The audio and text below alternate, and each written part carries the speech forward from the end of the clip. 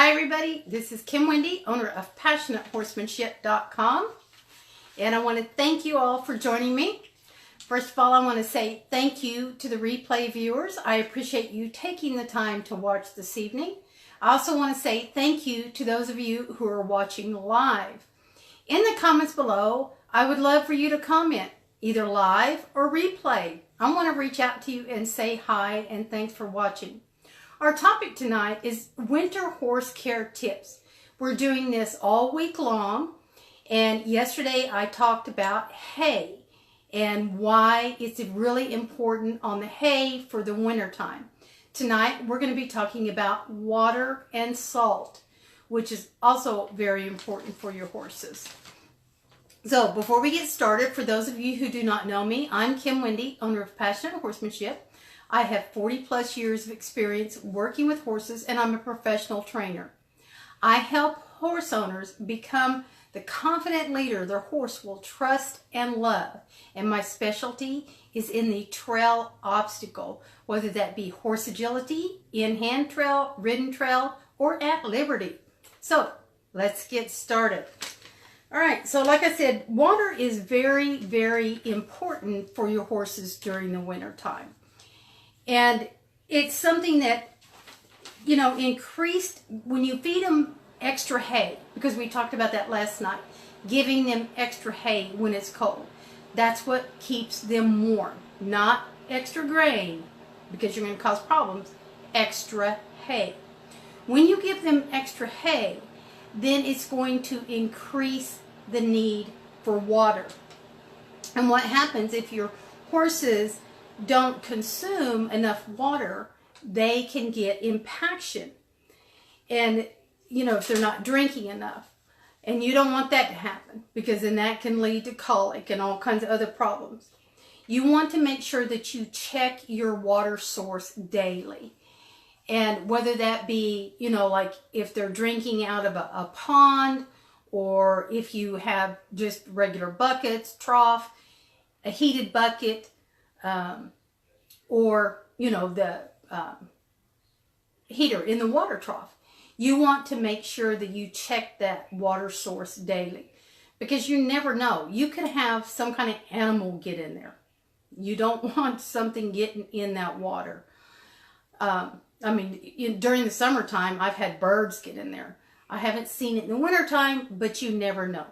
And the thing is, you want to, if you're using a heated bucket or a heater in the trough, you want to make sure that you check for damage or any other problems with the wires for the heated buckets, because you sure don't want it shocking your horses. Now, I'm very fortunate. I have, my husband is an electrician, and so he puts in a grounded circuit so that if something happens, it automatically kicks off. So I don't have to worry about that, of the horses getting shocked. And what you want to do is, if you don't have a heated bucket or a heated trough, make sure you remove the ice from that trough. So that helps a little bit. But horses, I've got a silly fly in here tonight. Of all times, to get a dang fly in here. Horses prefer water that is between 45 and 65 degrees. And when it's that temperature, they typically will consume more water. But if it's colder, they don't like to consume as much. And then also, I've got more information on my blog about this. It talks a little bit more about it. But when horses' water is below that temperature, they don't like to drink as much. It'd be just like us out in the wintertime. If somebody handed you I'm going to say most people, if you were really cold and somebody handed you ice water, you probably wouldn't want to drink it. It's like, no, I want something warm to warm me up. Well, it's the same thing with the horses. They don't want to have to drink really cold water. So then they don't drink as much. And that's when you start running into problems, because they don't drink as much. You want to make sure that you provide free choice loose salt for horses. I do not ever give salt blocks, and I do not recommend salt blocks. And the reason why is because What happens if your horse, if you have a salt block and your horse is really salt hungry, then they try to chew off pieces of that block, and they can mess up their TMJ, which is in this area. And I'm going to tell you, TMJ is not anything to mess around with, and it's not fun. Right now, I have TMJ, and I am going in and having that treated and stuff. And when they mess with this area and stuff, it can be very painful, and it causes other problems. It's not just that. I mean, you're going to wind up having other problems. It could be they're not picking up their lead, just all kinds of problems it can cause. So you do not want to have a salt block that they can mess up their TMJ. And there's a lady named by the name of April Battles that she works on horses, all kinds of different things on horses, and TMJ is one of the things that she sees in horses, and she's the same way. She will not recommend a salt block. So that's something that I will never give my horses, is a salt block. Now, of course, I did many, many years ago before I knew better, but now I know not to give them that. I give them loose salt instead, and it's free choice, so that they can eat as much as they want to. Now, you'll hear some people say, oh, just give them salt in their feed. I do not recommend that either, because white salt that you get in the grocery store and stuff, that is not good salt at all. There's binders in it, chemicals and stuff, and it's just not good. And if you've got just a good sea salt, it's still not good to give them salt in their feed.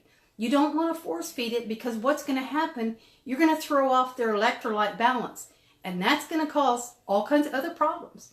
I mean, it can cause problems with muscles, so you don't want to do that.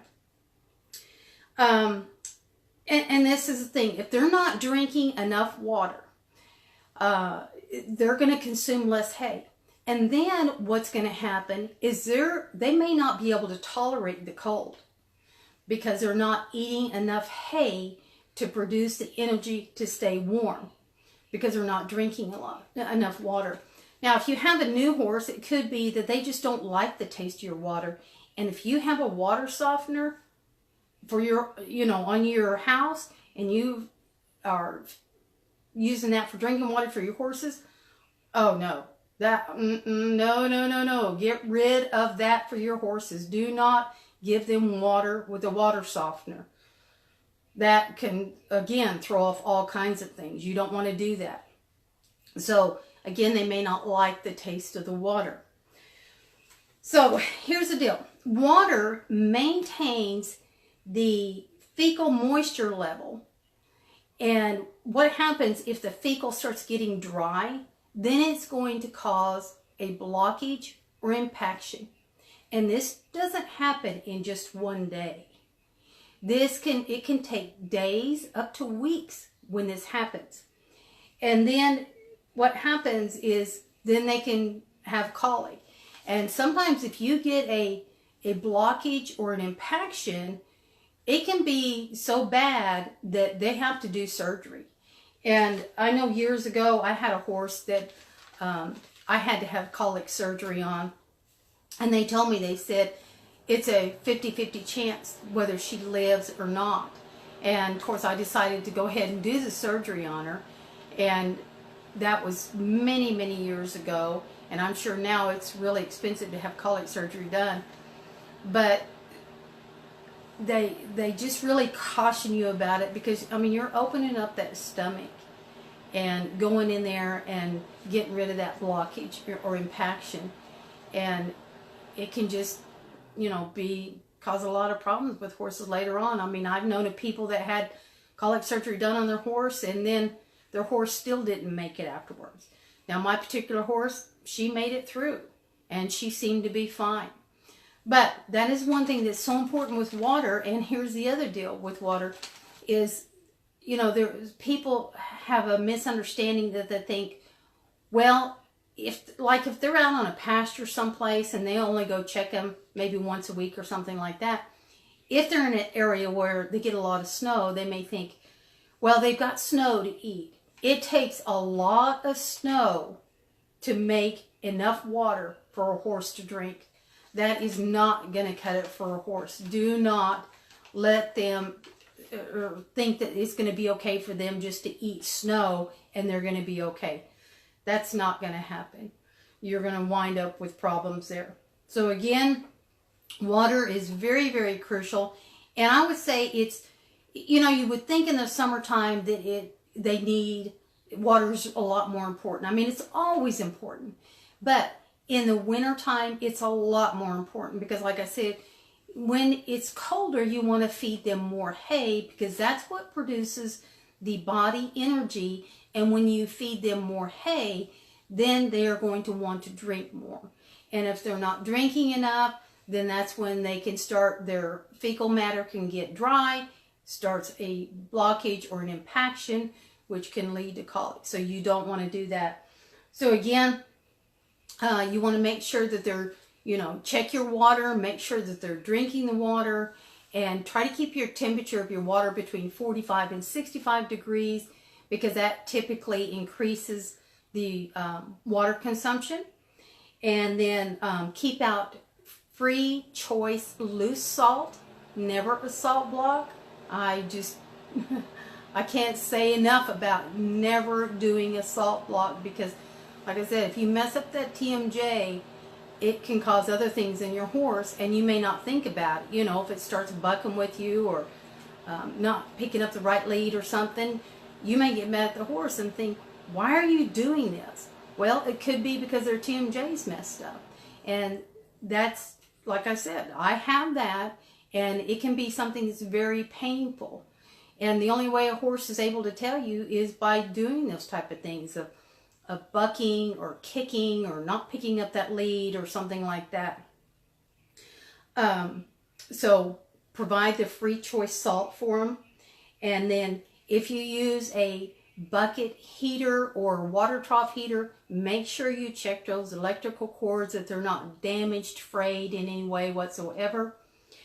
And anyway, if you have questions about that, reach out to me. I'm happy to help you, answer your questions for you.